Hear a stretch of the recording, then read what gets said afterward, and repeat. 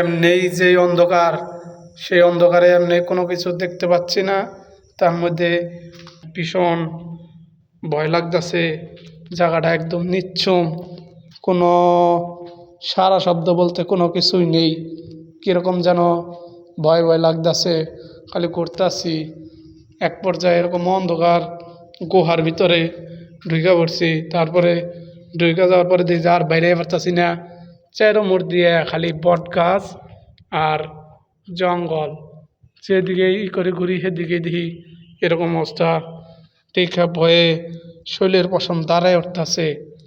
এক পর্যায়ে এদিকে দাঁড়ায় রইলাম, কারণ কোন দিকে যাব কি করব কোনো কিছু বুঝে উঠতে পারতেছি না। তাই এক পর্যায়ে এক জায়গায় দাঁড়ায় আছি আর খালি বীর চাইতেছি। এটা এরকম ভীষণ ভয়ঙ্কর জায়গা। এই জায়গায় এসেছিলাম একাই, দেখতে এসে দেখি যে এরকম ভয়ঙ্কর জায়গা। তারপর কি করব, খালি বীর চাইতে লাগলাম। রাস্তা খুঁজতেছি যে বাইরান যায় কিনা, কিন্তু আর কোনো রাস্তা খুঁজে পাইতাছি না।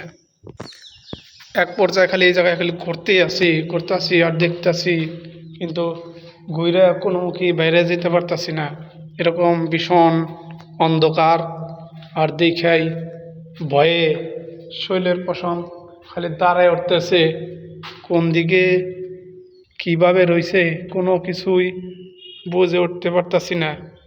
আর কিরকম ভয়ঙ্কর জায়গা দেখেন, একেবারে দেখেই শৈলের পশম দাঁড়ায় উঠতেছে আর শৈল খালি কাঁপতে লাগতেছে।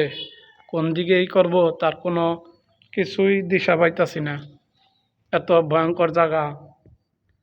গাইস, আজকে এ পর্যন্তই। আমাদের গল্পটি ভালো লাগলে লাইক আর কমেন্ট আর সাবস্ক্রাইব করে দিন আমাদের কেজিএফ এফএম আমাদের চ্যানেল। আজকে এ পর্যন্তই। আমরা পরবর্তী ভিডিওতে আপনাদের মাঝে তুলে ধরব।